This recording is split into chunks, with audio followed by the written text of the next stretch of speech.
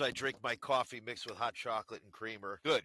That was like a deployment special, man. Having coffee and mixing it with hot chocolate and creamer and all that. That was a cheap old mocha in the middle of Afghanistan, but they were delicious. Anyway. One up your mocha. Coffee mixed with hot chocolate to make cafe mocha.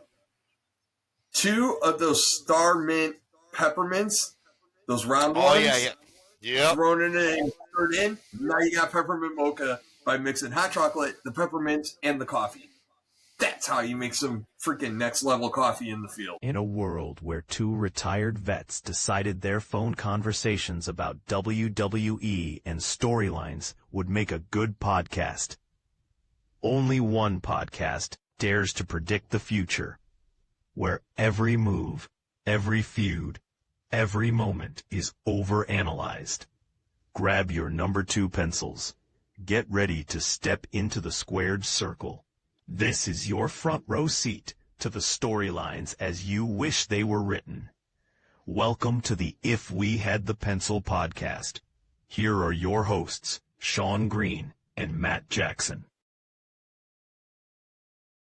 Welcome to the If We Had the Pencil podcast. I'm your host, Sean, peanut butter, no jelly, Kool-Aid, no sugar, green. And with me as always.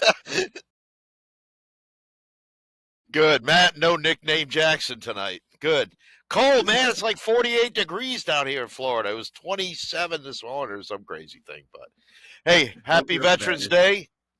Happy Veterans Day to you, too. And happy Veterans Day to everybody out there. And, yeah, like, we got snow here. So that was interesting. I had to use a snow brush the other day.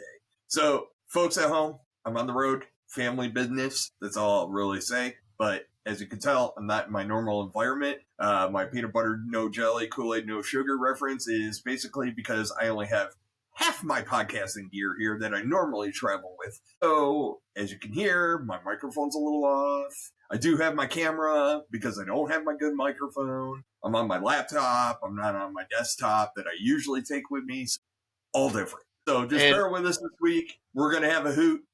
And we get to do this again next week, too, because this is what I got. So, and you're on Starlink, and I'm on campground Wi-Fi. So praise the Lord and pass the ammunition. Let's go. Hell yeah. Like, whoo, hotel night. Man, we're taking it to another level. Hotel internet. Matt and I were talking before this. We're like, this is the farewell tour for, like, AOL dial-up right now. Yeah. Yeah, so, yeah, we'll do a watch-along of Survivor Series on AOL chat. Man, all right, Matt, I got one word and one word only for you. War games. Okay, War games. That's what everything is about right now. And I know you and I were talking back and forth, like, throughout the weekend and stuff like that. Look, man, they have got to get off this 3-week cycle crap. Like, I feel like we get out of something, then there's, like, the reset show, and then all of a sudden it's just, like, war games. And we're going to throw it all together, like, super freaking quick. And we don't get that really good digestive, like, building of stories right now. It's just like, okay, we gave you a very lame, weak-ass reason why all these people are going to fight all these people. And that's what it feels like right now. Yeah, it's kind of like going to the Golden Corral or a Chinese buffet, and you get there and, like, they're real low on food, and all of a sudden, like, half the kitchen empties out, and they're just throwing food on there, and it's, like, overwhelming, and you can't make a choice about what you want because everything's hot and fresh. So, yeah, they're kind of doing it. More crab legs. Yeah. We need more crab legs. And all of a sudden, like, this 500-pound dude comes busting through with, like, 3 plates, like, get out of my way. And you secede your crab legs for your own safety. You know, stay, you go. All right. So, retreat! So we're going to get into it. SmackDown was a show, but Raw, in my opinion, was excellent last night. I really enjoyed Raw last night. And we'll get into that when we get to Raw. There's obvious reasons why Raw was really good last night. The crowd was hot. You know, I think Garden, MSG, better step up. Boston Garden threw down. Boston. So, all right. Oh, yeah. Anyway, this is the hometown tour. Called SmackDown. So, based on, like, some of the IWC chatter I've been watching, like, and I kind of agree with them on this one, SmackDown's like the little bastard cousin right now. Like, they're hurting, and they're hurting bad. Like, talent-wise. There's a talent imbalance on SmackDown, I think. Yeah, I agree because we haven't seen LA Knight in a couple weeks. So we talked last week about work-life balance and maybe LA's off for a couple of weeks. But yeah, the roster on Raw is like pretty freaking stacked right now. Especially if now what we're seeing, who is now joining Raw, or we think he's joined Raw. We know we joined something this week, but whether or not Logan Paul's going to be a Raw or SmackDown guy going forward, but I think we know where he's going, so that would be even a bigger loss for SmackDown. Even though people are like, well, he doesn't wrestle like all the time. I'm like, but he's there enough where it makes a difference if he's gone. I don't want to get into that right yet because No, I think that there's more to that I really want to expand on. So let's get through SmackDown like everybody else did, hey, there's still 20 minutes left. That's what I felt like on SmackDown this week. So, anyways, they kick off Vega, Aleister Black, Cody Rhodes, and yeah. There was a thing. Vega is embracing her new role, and I do like that role for her, to be honest with you. But, yeah. Well, it's kind of it's almost a carbon copy of what Karrion Kross and what was, is it Scarlett is his wife? It's a little closer than, I would book it. But yeah, it's a carbon copy, but it was good. Because Cody was out there and not really doing anything for him. He talked about moving on from Drew, and then he was going to sit in the crowd. And then Black came out and challenged Cody, and then Vega slapped Cody. So, yeah, a lot of women on man violence lately in WWE. So I'm seeing a trend. That is true. All right. So after that, we got our open challenge for the U.S. Championship. Dragunov doing Dragunov things, and Johnny Wrestling comes out and he freaking does his thing. Really, the story here is more about Ciampa than Gargano or anybody right now. He's definitely lobbying to put himself definitively in that little mix there, but I'm interested to see where it goes, but I think he might actually be a really good foil for Dragunov for the coming weeks. So another I think that's thing why I like is him back and kind of. If you don't really know the story, you think that Dragunov is afraid of Ciampa. Yeah. I think he's it. Yeah. And I didn't know if you went away or not because you froze on my end. So in case you froze, I did freeze. I kept on rambling. So again, folks, okay, I apologize. We're kind of in our austere conditions set up here. No, but the thing what I was just saying is, like, you see, if you didn't really understand the story, you would think that Dragunov is trying to, like, he's afraid of Ciampa or wants to stay away from him, man. It's just mind games, and it's done really well. Because Ciampa's really cool at losing his cool. Like, when he flips out, he's more entertaining. So, yeah, drive him nuts. But when the day comes when it's Ciampa and Dragunov, that's going to be an awesome match. That's a show stealer right there. I think so for sure. After that, we get Jade Cargill on the mic as the women's champion. Thoughts, Matt? I like that she only talked about 20 seconds total. That was good. She came out, she made her point, she looked good. Yeah, I think, like we say sometimes, less is more. Less was definitely more. She made a statement. Yeah, until somebody proves her wrong, yeah, she's that bitch. So let's see what she does. Oh, but before that, because I know, so Sean, with everything going on with his travels, missed the first hour, had to rewatch it. There was a backstage segment where R-Truth brought his own balls to enter the John Cena tournament, and the balls reference, I texted you and I said you're gonna love the R-Truth segment. But the whole balls thing back and all this playing right along with it, that's definitely I don't know if it's a top 10 R-Truth thing, but it's pretty darn close. Well, he's on our Wall of Fame for sure, so he's ensconced up there with our Chelsea Green and Paul Heyman right now. Yeah. When we get big time, we'll actually have a Wall of Fame and they'll all be around us, but yeah. So after that, we get Charlotte Flair and Nia Jax, and this is where War Games really starts taking shape. This is where we hit the button of, okay, cool, we're going to worry about War Games. And this is all set up exactly for that. Charlotte and Alexa have been killing it. Yes. And, God, I'm really trying hard not to dig in on Nia Jax, man. She's just clunky. I think that's the best way I can describe it. Like, when she was getting ready, she had a stretch where when she was getting ready to kind of run with the belt for a little bit, she really did have, she was putting out good matches, and she's kind of reverted back a little bit. And now she's kind of kind of just back there. You know what I mean? She's making more mistakes. She's not as fluid anymore. She's not really trying. No, after I shredded Nikki Bella last week, I didn't want to be Mr. Negative 2 weeks in a row. But yeah, it was pretty rough. It was rough. It was the match. I gave it a C minus. Charlotte Flair can only do so much. But the biggest thing was to bring Lash Legend in. That was the whole purpose of it, was to bring her into the. Yeah. Sorry. Out of routine, everybody else is out of routine here. Okay. So, yeah, I like the work, but like I said, this is more of an indictment on her, but it's all about setting up War Games. Anyways, I am not William Regal, nor do I say things like he does. So, all right. After that, we get Chelsea Green and Julia and the world of the IWC burned down to the ground, like in a flaming pile over this match. So Julia slips on a banana peel. Our Lady Chelsea Green goes over. And the world burns because it was a quick match. And Chelsea got over. And she's got the title.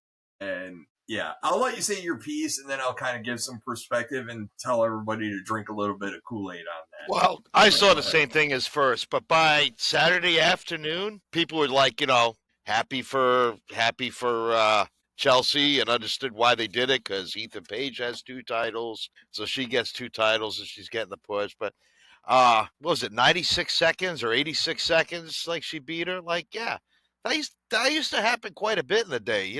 Someone would just catch something. And of course I'm texting you because of modern day WWE. Like, very rare do you have a match go under 5 minutes, much less under 2, without the names of Brock Lesnar or Goldberg attached to it. Everything usually goes like 5 minutes is a really short match nowadays. So yeah, when it went just about a minute and a half, I was like, whoa, like, is she in the doghouse? Did Julia like screw up? But no. I think the title reign wasn't working for her at this time. Does it mean that she's not made to be a champion? No, but and it may not be her, just with the talent, they weren't able to book her right. And Chelsea, gets rewarded because she maximizes her opportunities. So why not reward somebody who maximizes her opportunities anyway? So I'm good with it. It's not just that, though. It's really not just that. So let's break this down into bite-sized pieces for a second. I knew Chelsea was going over the minute they showed Ethan Page with 2 belts. I knew it.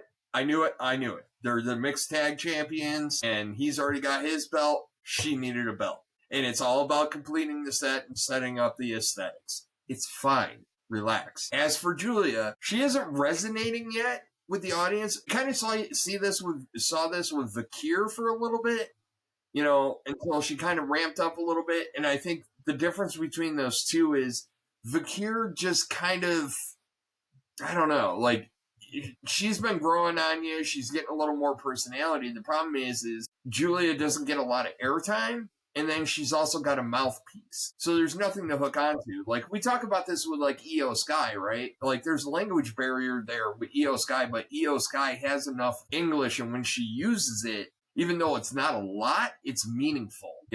She gets a lot out of very little bit. So I think it's important to keep that in mind is that, like, is that really an indictment on Julia? It's just, we got to kind of refine it a little bit, right? Like, we got to get the audience to buy in and just kind of eat it. You know what I mean? She's missing that charisma, and that's what Io has, charisma. What she lacks in her ability for communication skills, she just has that charisma. She's likable, and her in-ring work is incredible. But just like, yeah, she doesn't speak a lot of English, but like, I like her. Like, she's a good person, so she's very likable. So, and she plays the character well. So, maybe they threw it on Julia too quick. Because, I mean, what I've seen from her, I like her, but it's just like, they haven't really done anything much to really. I think they're kind of experimenting, right, with the younger talent. So, like, we kind of saw this with Lyra Valkyria, because if you stop and think, like, Chelsea kind of lost her belt to younger talent. Lyra won the IC, like, right out of the bat for the women. So I think that a little bit it's the throw them in the pool and see if they can swim a little bit. Here's the title. What can you do with it? Can you elevate it? And it's not not saying that she couldn't. Her in-ring talent is undeniable, but the problem is there's no connection there. Her music comes out, nobody like kind of gravitates towards that. And honestly, I'm going to be honest with everybody. Even after Fakir won the belt, there was a couple of the initial shows that she was on that her music hit, and people are just kind of like, oh, it's that girl. And it wasn't like, oh my God, it's Stephanie Fakir, right? Like, now you hear her music, you're like, all right, game on, right? And I'm also yeah, but with Julia, I mean, look who they kind of gave her for opponents, like BFAB, Minchin, which I'm not ragging, but I mean, they're not upper level stars. They're mid carders. So you're kind of saying, oh, that Julia's just fighting the big. Is what it is. Yeah. It's the mid-level gauntlet. Like, everybody runs the mid-level gauntlet. It's the weirdest damn thing ever. And you're not going to throw her in a match with Nia Jax. I think some of this is like timing, right? Or maybe they have championship aspirations for her. Maybe they're just going to say, F it, put the title on Chelsea, let Chelsea run over here off to the side, and let Julia Jade Cargill? Okay, cool. Maybe we're that, or either that stuff. or that Julia and Kiana James become a tag team, and they're trying to boost up the women's tag team roster. So, which again, I don't think that's a step down from a mid-card title to being in the tag title pitch. No, get into it. Not anymore. Well, we can, because one of them wrestled at this show. But like, what Alexa Bliss and Charlotte Flair did for those women's titles is off the effing charts. Like, people are going to look back and really appreciate that, because now they have meaning. There was a huge stretch, and credit to Liv and Raquel, though. They were starting to get it there, and then Liv got hurt. But like, outside of them, those titles were just like windshield wipers, just there, and it didn't really do anything. So or if they tried to put it on a team, someone would get hurt. Like you said, Liv and Raquel. But even back in the day, it just seemed to be, you didn't want that title because someone on your team's getting hurt. It was cursed. The curse. Yeah, it was cursed. All right, so then we get another bizarre pairing. Okay, Alatanga and Rey Fenix, and okay, cool. Like, why? All right. Cool. I don't know. He didn't do a lot of lumberjacking in this match, so it was like, he kind of high fly. It was pretty much a squash, except for yeah.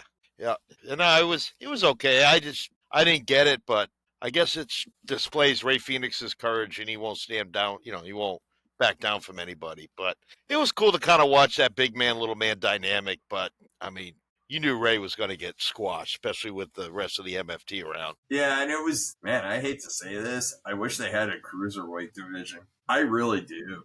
Or, maybe, God, I have such a hard time with not wanting to take titles from other places, right? Like, I'm not a huge fan of it. Like, I'll tolerate it. Like, when somebody from NXT takes like the TNA title, it's like, it's kind of tacky, and it's kind of the same with the AAA. But the good news with the AAA stuff, AAA gets reciprocal, like, they're getting so much exposure, and like everything that AAA does, like their PLEs actually feel huge now. Like, to their credit, they're getting eyeballs just because of that interaction, that rub. So I got no beef with it, honestly. No, I don't either. So, but yeah, it was big man, little man. He gets killed. I like the idea of a cruiserweight division, but it just seems like the WWE's got so many titles right now. Yeah, like I said, I only say it in that, like, so there was an embarrassment of riches back in the day in WCW for like cruiserweight type guys, and we're talking like, you had what? You had Guerrero, you had Ray, Davoud, Psychosis. Yeah, Psychosis you had there. Like, for a while, the skeleton dude. I always forget his name. La Parca, but then you had Chris Jericho was kind of in that. Chris Benoit, Dean Malenko. And then Guerrero was like 20 pounds lighter in WCW until he like bulked up when he came to New York.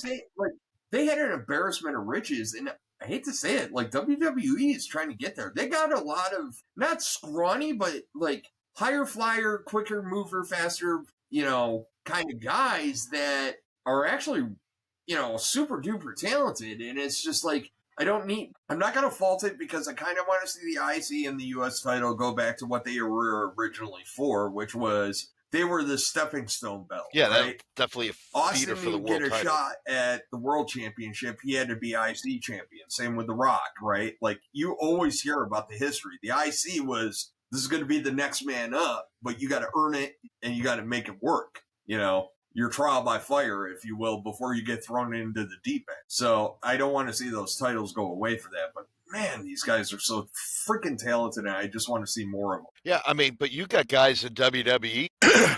Penta's a big luchador. Like Penta's like about 225. And then you got guys like who we're going to talk about in a second here. Well, two guys.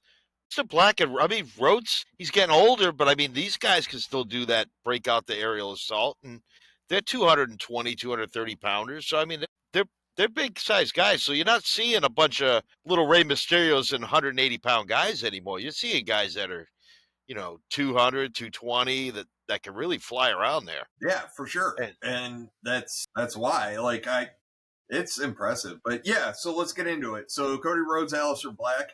Honestly, super duper entertaining match. All the credit in the world to Aleister Black, man. Like, Cody's normal repertoire was actually, like, negated at times, which I really liked, right? It's like, oh, he's going for the Cody cutter. He had a counter for that. Like, he had a lot of good stuff in that match, and it was well done and well countered, right? Like, it's that delicate balance of, like, those of us that grew up in the olden days, it's just like, Undertaker hit the pile driver, like, or the tombstone. It's over, right? And then all of a sudden somebody gets up from it and it's miraculous. And it's like, Cody is going to hit the Cody. Whoops. No, he didn't. And it, like, again, credit. I love this match. I had a blast with it. No, it was a fun match. I love the match. A lot of good stuff in this. I have to say though, I was happy and disappointed when Drew McIntyre came in. Like, you knew he had to give an answer to Cody, but the way he did it, just by like, he vaporized the ref, basically. Like, I don't know if it was the camera angle or whatever, but like the way it looked on the camera, the way the ref sold it, like, I'm like, he's dead. Like, yep. Like, go get a spatula, scrape this like carcass off the mat, and like go dispose of it elsewhere, because Drew just like splattered him. It was great. So he got like, and then the end result is he gets suspended. So Drew's going to take a little bit of holiday time. He's going to be on vacation time. He'll probably get reinstated from War Games. He'll probably be on the bad guy team. But, So he's like off for like a week or two. They didn't say how long. They just said indefinitely. Indefinitely can be short too. So, yeah, I don't care. He needs something, and God, I really wanted him to go over. I'm not going to lie. Like, I can't lie to you and say I didn't want him to go over. I wanted him to go over Cody. Because I really think that if you look at his body of work, if you look at Drew McIntyre's body of work over the last couple of years, that man can turn sugar into shit when it comes to, like, being a foil for a babyface. Like, he is really good at it. And he makes you care. I said what I said and I stand by it. Sometimes it's all that damn free food you got. You're crashing from all the free food today. Well, there you go. Talladega Nights reference. Movie reference, check. But yeah, no, I like the fact that this match was a no contest too, because like they could have gone easy and had like Black get the surprise win because it was non-title, and then that puts him in the picture. But that's kind of lazy. And then to have Cody win, that like kind of kills Black. So like just having to go to a no contest with Drew doesn't hurt anybody. Black looked great. Cody gave a lot too. Cody really let Black get a lot of offense in and look good. So yeah, that's what I kind of like about SmackDown. And then we get into Raw. I'm going to talk about that too. Is like, with this tournament is awesome. By the way, I think it's a great idea because you're going to see matchups like that you're not used to seeing. So like, but like this whole show, I mean, like Ray Phoenix and Tala. After they did this on Raw, like, we can talk about it because they did it on SmackDown and then they did it on Raw too. So like now both GMs are pulling the same stupid crap. We're gonna have this match, and you're like, cool. And then they're like, you were gonna have such and such. You're like, cool. And I'm not gonna versus question mark. It's just like, you son of a I just want to know. I got a podcast to do. And my internet's flaking again, so here we go. That's a... If I just sit here looking stupid, you know that you're froze if you can see me. Yeah, I can see you. I don't know what's going on. It's acting like it's okay, so we'll just keep pushing. It just says, yeah, whatever. Reconnect. I'm not expecting getting YouTube plaques to hang on my wall anytime soon. So, no, but it was a solid. We were upfront that this was a very sketchy, crappy connection. Sure, yes. So it is what it is. Yeah, and it's fun. That's all that matters. All right, so. Man, thank you, Boston. I think this is like the second or third Boston show since we started this podcast in April. And I think I've said it like the Boston crowd, as usual, showed out. So props to the fellow chowderheads up in New England that showed out. And even though you like cheering for Nikki Bella, but I'll forgive you. That show was hot. And like the crowd was hot right out the gate. Triple H coming out as Mr. Hype Man. You know, all right, cool. You know, it worked. It worked well. It got it out. You know, Cena basically getting all the hugs and the love. And shit, I damn well near popped for him too. That crowd had me amped, dude. Yeah. Well, and it was cool to have Triple H out. I knew it was going to be big because it's Boston, but, you know, Triple H is from Manchester, New Hampshire, which is like but an hour or so north of the Garden, if that. I haven't been up there in a while. So, you know, it's kind of probably sentimental for him to be back, you know, in his home area. Yeah, we get ready for a good run with all these Northeast shows because they're always fun. Like MSG is going to be great next week. But, yeah, the whole segment was good. I loved how Cena got, like, nostalgic, and talking then about Dom coming out. Dom, like, doing Dom things, which was interesting. And I was just like, okay, we're doing this. And, you know, Dom was fun. Yeah. Like, I loved all of this opening thing. And I'm glad they pulled the trigger on it right away. Triple H is like, we're doing this right now. No delay. No waiting for the last match of the show. Just do it. And I loved it. No, it was good. I think you froze, so I was talking. Oh, a lot of people, there's going to be some crosstalk. It is an old term we haven't used in a while, crosstalk. So, yeah, so hot mic, crosstalk on the net. Yeah, this whole thing. And if you're a wrestling purist, this is not your cup of tea. But if you're just somebody like that's on likes the nostalgia and the excitement and the entertainment of it, this first 40 minutes with Cena and Triple H and then Dominic was just like, it just felt good to watch it, like, because you were happy for Cena. They did it in Boston, which makes sense. Like, hey, after December 13th, we're not going to have this wacky John Cena booking, you know, and I don't think they're going to go this crazy for guys like maybe CM Punk down the line. I hope not. But like with AJ Styles, I think this is a real special thing because it's Cena, who has always been a WWE guy that never wrestled anywhere else. He was either developmental. He was always within the WWE system. So, you know, and his legacy shows, you know, he deserves this. But yeah. So everybody freaking out, like, I can't believe they took the belt off of Dom, but I can't believe they took it off of Dom, but why Cena? We've been talking about this for weeks. We've mentioned that he was probably going to beat Dom, that would make sense. Not just that, though, right? Like, Dom still has a belt. He's still the mega champion, right? Like, Cena did more for Dom in that show yesterday than you could have ever asked for. It was the ultimate rub. Dom to come out and be uber heel. Like, they put him in the most hostile environment that he could have been in, and, like, he still did his thing well, I might add. The match was great. The meme now of Cena laying on the mat and giving the wink was great. Everything about this, Dom got his stuff in. Cena made him look like $1 million freaking dollars, man. Dom got to showcase everything that Dom needed to. And honestly, Dom's not hurt by it at all.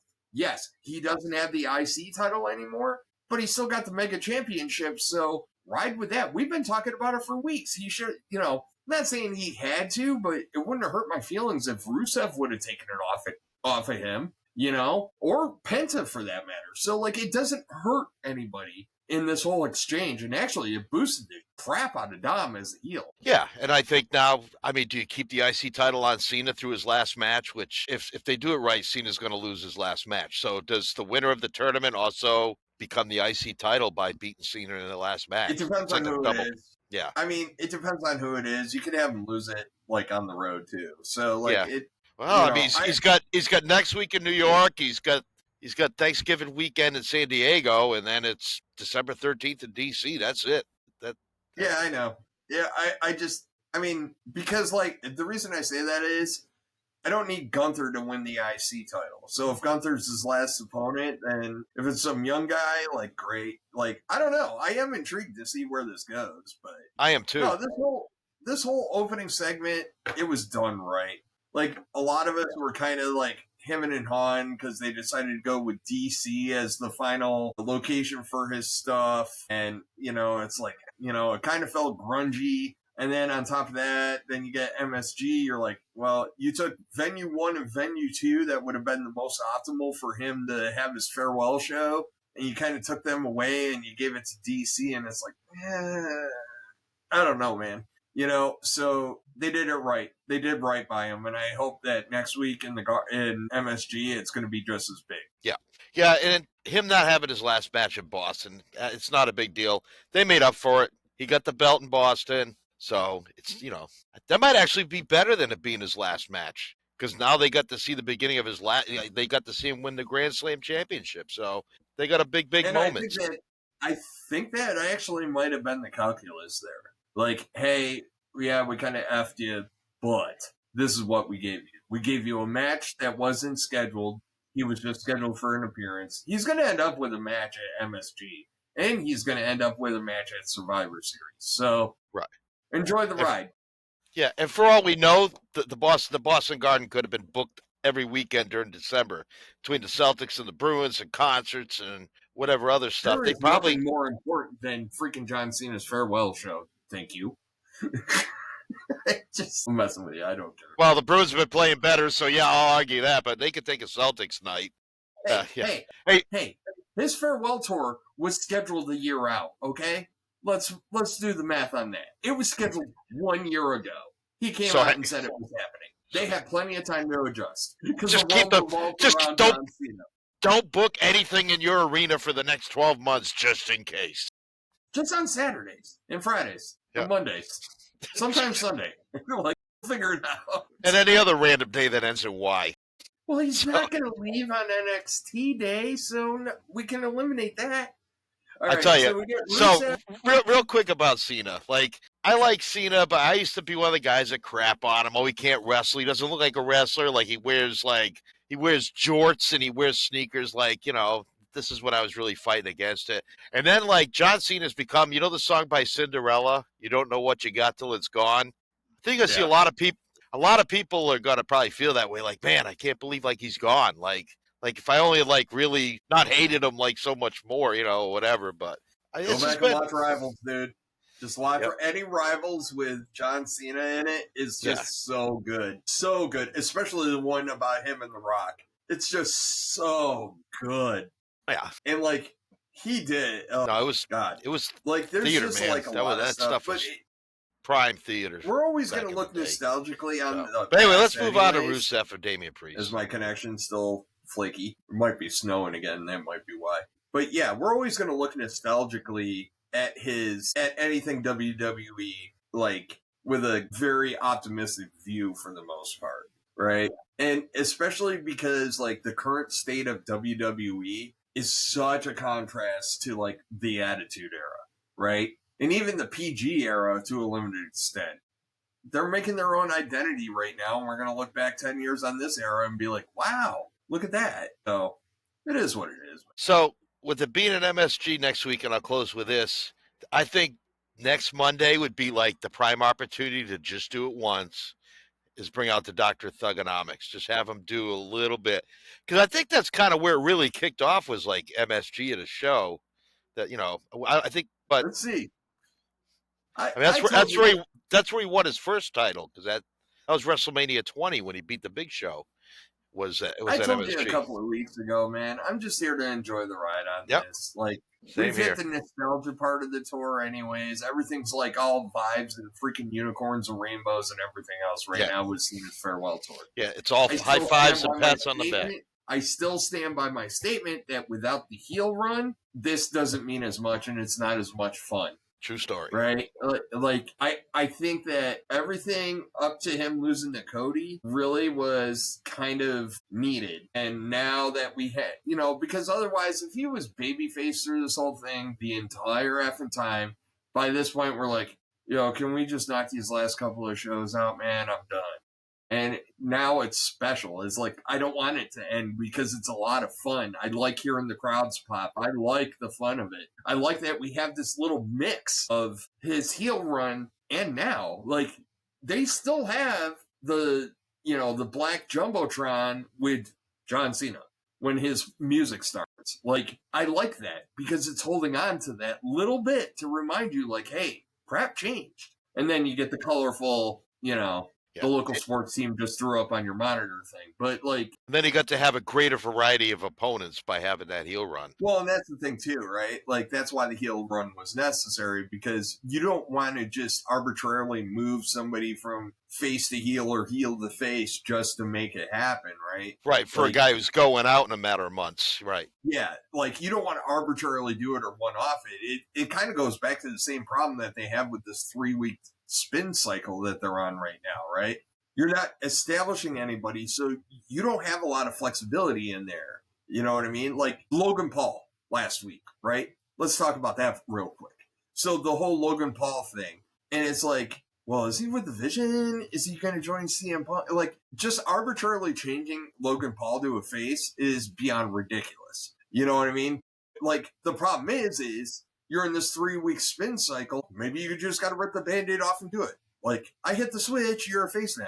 And, I mean, honestly, that's very Vince-ish. You know what I mean? That's some crap Vince would do. But, like, you just can't do it. All right, so then we get Rusev and Damian Priest in the Last Time Is Now tournament. And I don't know what this match did for Priest. Rusev's a monster, but I don't know. Priest just didn't... He's hurt. Is this what it looks like when a half-blind person wrestles? Like, I don't know, man. It just was off. Yeah, he didn't look good. It was he usually does more stuff. It was more so a punch and kick fest. I don't know. It was all right.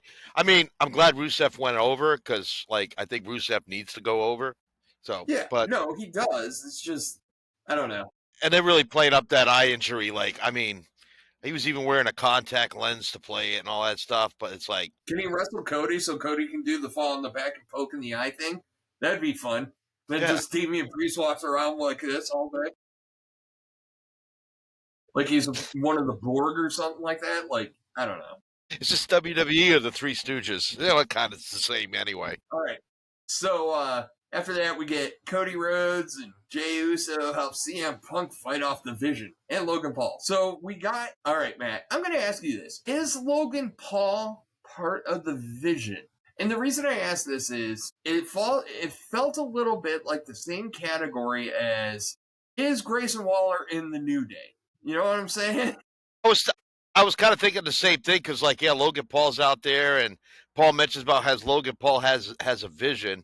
But once the Braun stood side by side with Logan Paul in the rampway, I was kind of like, okay. And and the camera pans out. I'm like, okay, that's a way of saying. But the thing is jealousy going to abound? Because like Breaker's kind of like thinks he's the guy, but Logan's such an obnoxious, loudmouth punk. There's going to be tension with. I think you're going to see some tension here and there. You think it's going to be smooth sailing with Logan Paul's ego and Braun's? I do for one reason and one reason only, and this goes back to stuff that we've talked about quite a bit. So, first off, I want to give myself credit because I think I am assuming now that being speared and or tsunami'd is like a gang initiation, right? Like, here's a pool cue and 2 billiard balls. Who last man standing is in. You know what I mean? That's what it kind of feels like right now, right? Like, so Logan Paul gets tsunami, and he's like, I want to hang with you. You guys are cool. You know, like he took the initiation and he got through it, and then he's in. So that's one. So do I think it's going to always be smooth sailing? No, because Breaker is a wild card. But I think the calculus with Seth's injury has changed quite a bit of things. I think right now you have Paul Heyman building a faction of the youngest talent. And I think it's important for that because I think if he puts together the right team for War Games, I think that team as a faction could be huge. I would not mind them adding a younger tag team. If it's the Street Profits, fine. Pick your poison on whatever team it is. But I really do think that, like, the reason I say the Logan Paul and Breakker thing doesn't really matter to me, I want Breakker going after Cody. So if Logan Paul is going to chase Punk, and then we kind of got Bronson Reed out there, he's going to beat the crap out of the IC person and take mid-card titles, fine. I just want them to collect gold now. But the problem is there's only 2 world championships. And, like, if I had to pick between Breakker and Logan Paul, I'm picking Breakker for the bigger title. In theory, Cody's title is still the bigger one? I don't know. Like, and then this whole Kumbaya circle with, like, Jay, who was on this epic journey. Well, I don't want to get ahead of it. No, I am getting into it because we're talking about them coming out and doing the save. Jay went on this epic journey where it was all about him and trying to win the world title and all this other crap. And we just wiped our ass and flung it against the wall and went, you know what? We're all cool now. Kumbaya. I want to be in the cool kids club. So now he's hanging out with CM Punk, Cody Rhodes, and all that other crap when they just went toe to toe like a week ago. It's the stupidest damn thing. Well, it's like once he fought Punk and lost, then he was like, well, he was man, he fought me straight up, man to man, one on all that crap. I'm just like, so in the span of 48 hours, you had like a come to Jesus moment where, like, yeah, I only listen to myself, but yeah, like you said, but those guys are cool. So yeah, it just makes him look wishy-washy as a character. Like, this is one of those times where they've really screwed up the storyline. Like, they should have had him. He needed to go to the precipice of turning heel and being Roman Reigns, and then Jimmy pulls him back. That was supposed to be the whole effing story. Instead, like, 1 week, it's just, I got to do me, and then the following week, it's just like, all right, cool, I'm in. Go, good guys, go. Like, fuck. It's such weak crap. Well, maybe you'll see after War Games, maybe you'll see some of these guys, maybe there'll be a shift where a couple guys move to SmackDown, maybe to bolster that roster, start new stories. So that pending draft that will never come. Yeah. All right. So there'll be a draft for the next war before that happens. Anyway. All right. So after that, we get Women's World Championship title match between Stephanie Vickier and Raquel. Raquel was awesome last night. I thought she is was. special. Not taking it away from Vickier, but Raquel as the big girl, fighting as a big girl. Because Vickier didn't, I was like, man, is she going to chop the tree? I think Vickier is close enough in size and ability. She doesn't have to do the tree chopping as much. But, like, when she went for her holds, Raquel had a counter for everything. And she used, like, her power for most of it. But it just didn't look like, me big, I catch you, I throw you. Like, no, there was some science behind it. It was just done really good. But that's the main thing I got from that match. Glad Vickier won, but Raquel Rodriguez just better and better. I mean, every time you see her. Most improved wrestler this year, without a doubt. She's worked her ass off this year. All right, limber up, man. We're going to talk about the unpleasant topic. Your girl. So, your girl. Negatory. You are on that. That's all you want. Yeah. All right, look. I'll go vomit. I distinctly remember texting you feverishly and extensively last night, just with them walking down to the ring. I'm like, for the love of God, change up her look. Change up everything about her. And, like, here's the thing, right? And I think it's important to talk about this because we do keep on getting people coming back. And you can come back one of two ways. You either come back on the nostalgia track or you just come back anew, right? So Trish Stratus is probably one of the better examples of this. Yes, she came back on the nostalgia track, but she also kind of tweaked herself to make her newer and more relevant, right? Like, you got to remember, like, there's kids in that arena. There's people in that arena that know the name of Nikki Bella, but don't give a flying rat's furry behind because they haven't seen her in 10 years, right? Right. Change it up, man. Like, get the nostalgia pop, change it up. Make yourself anew. Be like, yeah, I get it. We all love that person, but I'm mean. This is the new me, right? And you can do it as a face, you can do it as a heel. Let's just reinvent ourselves a little bit. We're older, wiser, smarter. Change it up because, like, the whole getup is dated. The music is dated, like compared to what girls come out with nowadays. The outfit, like even when she was helping out Fakir and she's fighting, what's her name, Roxanne Perez, like she's got her stupid hat on. Like you're in a fight and you're wearing like hat hasn't moved, it's still cocked to the side. Like whatever. I do what I want. I fight. I look pretty when I fight. You know, it's just kind of like, come on, like it does. It just looks dumb. It does, and it's God. How do I put this? But when you look at all the other, I don't know who's the most skimpiest one. Like maybe Tiffany Stratton. Yeah, she still has substance to her outfit, right? Like, right. It just, and it's not just the garment. It's just everything. The presentation. I want new music even for her because it's just like it's such a when she comes out right now, and like you see her look, and you're like, you know what I mean? Like the nostalgia is kind of worn off now, right? Like if you're doing this, then let's change it up a little bit. Like if you were here for a one-off, nostalgia away, right? Like if I have to deal with you, but now you're throwing her in you're trying to squeeze her into the title picture with Vakir. Fine, we all knew this. I was pretty sure this was going to happen regardless. But like, if that's the case, like change it up. I hope to God if she comes out next week, it better be something of substance. Put her in a bodysuit, put her in like, or some a different type of wrestling gears. I don't even need that. Just go like, cargo pants and something else. Cargo pants and a t-shirt or a tank top or whatever or something. I don't know. But put her in Shield gear. I don't care. It's just something different. Yeah, just don't be dressed like. You want to show off the goods. She looks like she's a lot of money for the surgery. You want to show off the goods. I get it. Yeah, but you still look like you're like on the 8th grade gymnastics team. Like like maybe you might want to dress a little more your age, like age appropriate. I don't know. What's the movie where the adult goes back to high school, never been kissed or whatever? Yeah, she's like. I'm back in WWE. It's just like 10 years ago. Like, good God. But, all right, I'll get off that topic. Let's hope they do. They need to try something with her, and I'm glad that she went heel. So let's try something. Let's see how it goes, and then we can piss all over it if we don't like how it goes next week. There we go. Awesome, because that's what we do here. Yeah. More games. All right. Let the pissing commence. More games. And the last time is now tournament. And so we get Sheamus and Shinsuke. I like this match. Bro, Shinsuke going back to his original stuff. I'm just like pumping in my veins, dude. Like his music hit, and I was just like, yes.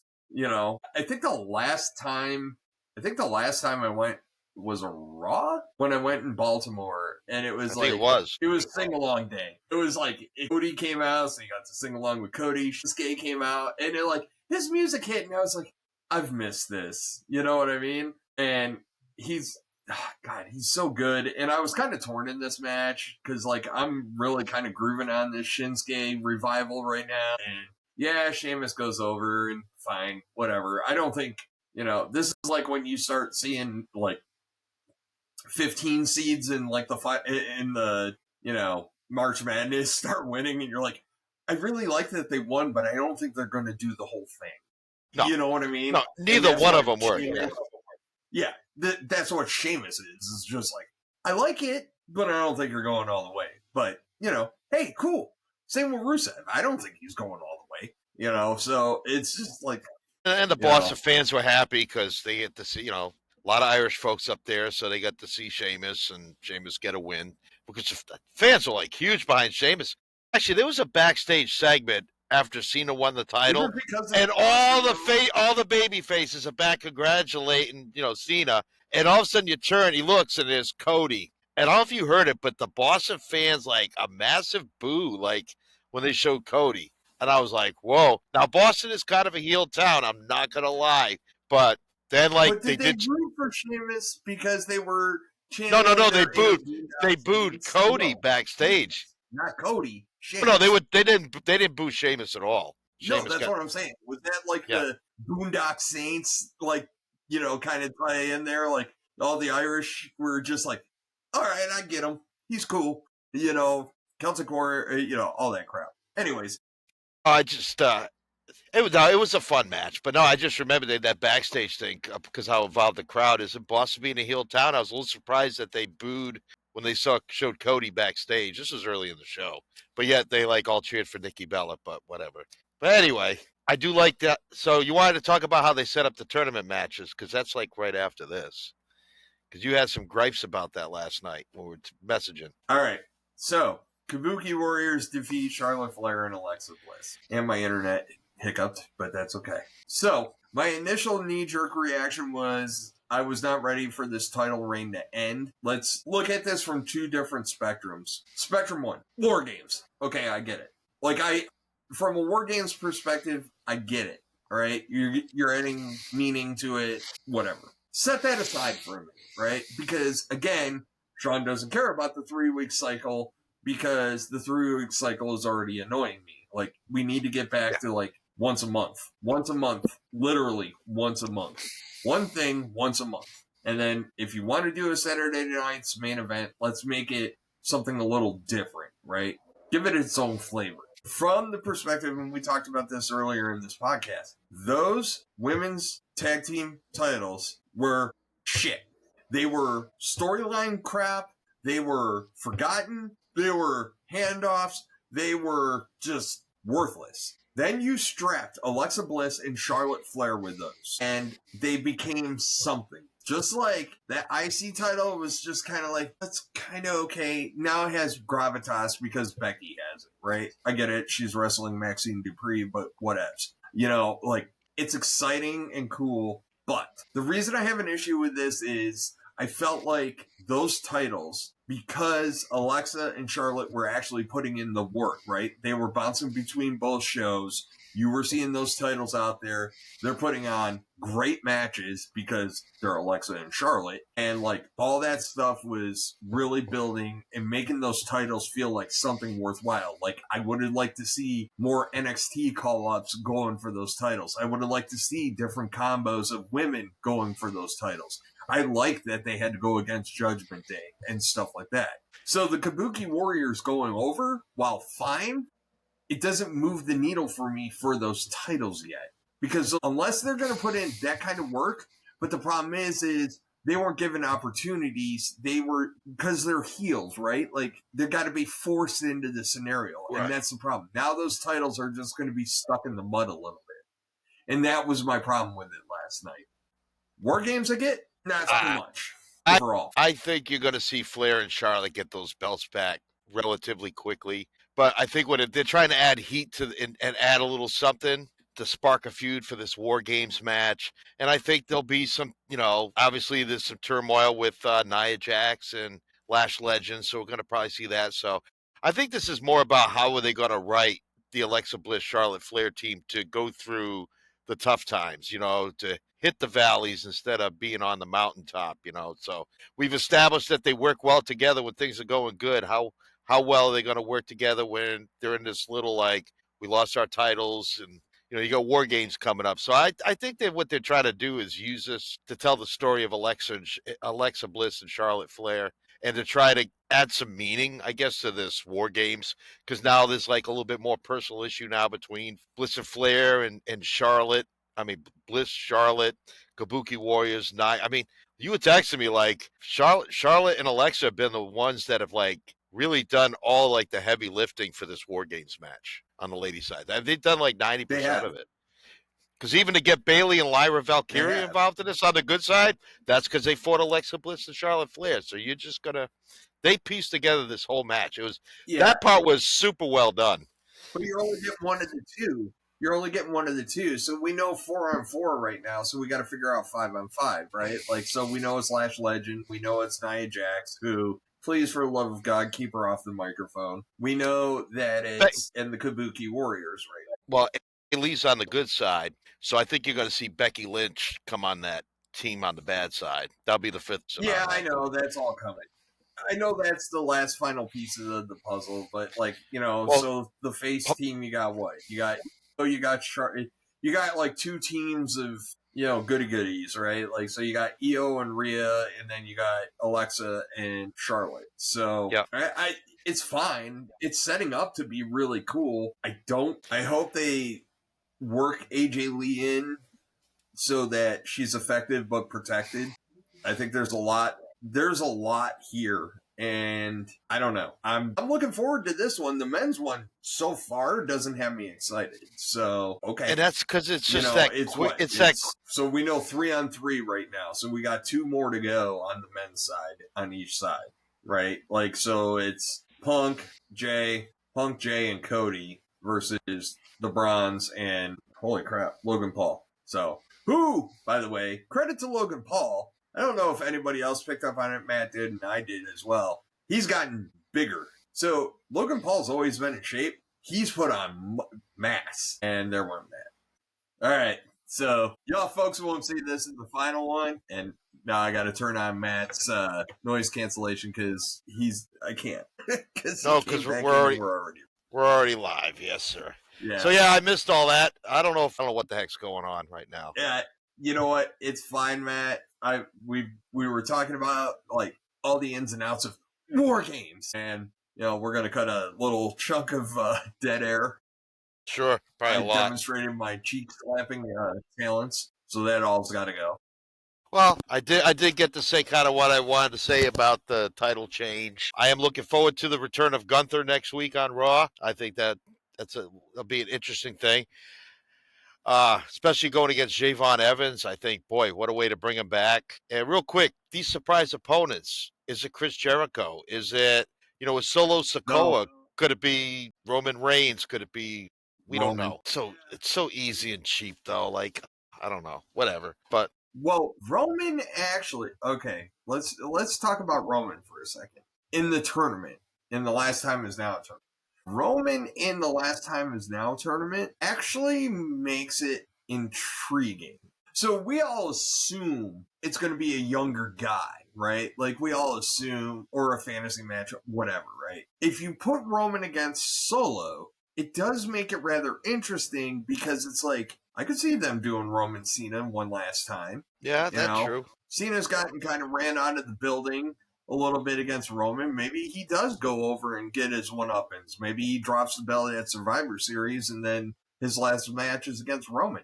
I don't know. You're right. Roman need to go over? I'm just afraid they're going to do a bloodline rehash. But if you do a one-off for a tournament, that could just be a standalone event. Because, we don't want them to do the easy rinse, lather, repeat, and do bloodline stuff again. For a tournament, hey, it's luck of the draw. I guess for one night it'd be kind of cool. Yeah, it's just interesting calculus. It doesn't mean it's going to come to fruition, but it does make it interesting. It doesn't mean that that's going to be the final day either. So, like, I don't need it. I'd rather see somebody younger have it, but right, I'll take it. So, what else you got, boss man? You know what, man? I am gravy. We have survived despite technical issues and being austere, and we didn't find the jelly. We had a little bit of peanut butter. We definitely didn't find the sugar, and we got some Kool-Aid going. But no, I think we got through this pretty well. So, yeah. Matt, tell the folks where to find us. So I drink my coffee mixed with hot chocolate and creamer, which is so good. Rookie move. Coffee, huh? That was like a deployment Rookie special, move. Man. Having coffee and mixing it with hot chocolate and creamer and all that. Yeah, that's how you made that was a cheap old mocha in the middle of Afghanistan, but they were delicious. Anyway. One up your mocha. You ready to have your mocha one up? One up it. This is what you do. Coffee. So to your point, coffee mixed with hot chocolate to make cafe mocha. 2 of those Star Mint peppermints, those round ones. Yeah. Yep. Thrown in. Now you got peppermint mocha by mixing hot chocolate, the peppermint, and the coffee. That's how you make some freaking next level coffee in the field. That sounds delicious. Happy Veterans Day. Or if you're at home, buy a little bottle of what's that liqueur that tastes like cream de menthe. Put a little. Well, I think that'd be gross in coffee, but yeah, I'll go with the peppermint. That's what Bailey's is for. Yeah, true story. Yeah, like I drink all the time, but yeah, Bailey's and a cup of hot chocolate, that would go really good because it is now officially in Florida. Granted, on the Panhandle, it is 46 degrees, but it's all cool. Tomorrow will be 70, and I'll be happy. Put the jackets away. Forecast You don't check. have. What are we looking at here? Been 2 days. I'm tired of looking at people wearing Crocs with socks and sandals with socks. Put the socks away tomorrow, folks. Bring on the old man takes. Tell them where to find us, Matt, before you make yourself look older. I can't even find myself. So YouTube, Spotify, Apple Podcasts, TikTok, and Instagram. So, and thank you again for your likes, your comments. Please subscribe, share our videos, pass the word around. And again, to all our veterans out there, happy Veterans Day to you, to all that have served and sacrificed. And we will see you next week. Folks, again, thank you for all the engagement. We love talking to y'all. We love hearing from y'all. So thank you. Hey, everybody, buddy check. I don't care if you were in the military or not. Reach out to somebody that you know, check in on them, make sure they're good. One person, if we all check in on our one battle buddy, we'll all be good. So, yes, it's Veterans Day, and yes, it's, we're kind of themed that way, but you're going to hear that a lot from me. Watch out for others around you, okay? So, anyways, thank you, everybody. Love talking to you. Look forward to it. War games. And if you ain't done with that, do push-ups. Front leg rush position, go.